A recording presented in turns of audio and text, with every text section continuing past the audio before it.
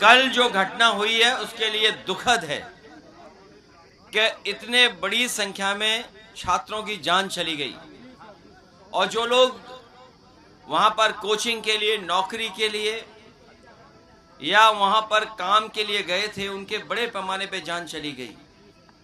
सुनने में ये भी आया है कि बच्चे अपने माँ बाप और घर परिवार के लोगों को फोन कर रहे थे। कोई अपने पिता को फोन कर रहा था, कोई अपने भाई को फोन कर रहा था। उसी में कई लोग फायर ब्रिगेड बुलाने के लिए फोन कर रहे थे।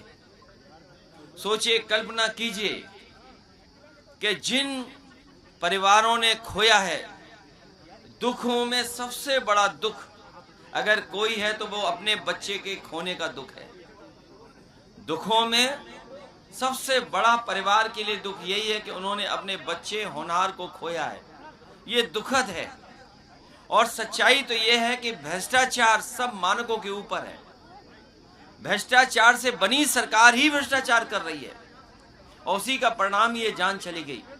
लखनऊ में कोई पहली बार जान नहीं गई है। हमने आपने देखा जहां गरीब रहते थे, बड़े पैमाने पे झोपड़पट्टियां थी, वहां पर आग लगाई गई कि आग लग गई।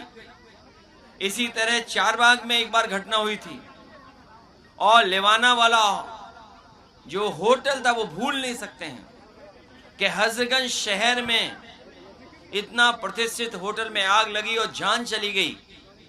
और आज हम लोगों ने कल ही देखा है कि कितने बड़े पैमाने पर बच्चों की जान चली गई, नुकसान हुआ।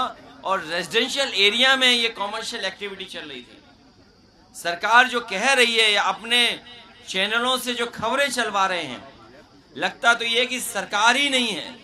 क्या 10 साल से कोई सरकार नहीं है? सरकार की जिम्मेदारी क्या बनती है? और एनओसी देने वाले लोग आखिरकार भ्रष्टाचार कर करके एनओसी क्यों दे रहे हैं? उसके लिए जिम्मेदार कौन है? और अगर कार्रवाई हुई है, ये सामान्य घटना नहीं है। जब आप फायर के मानकों पर कोचिंग बंद कर रहे हैं तो कम से कम सरकार को देखना तो चाहिए था कि और जगह जांच करते।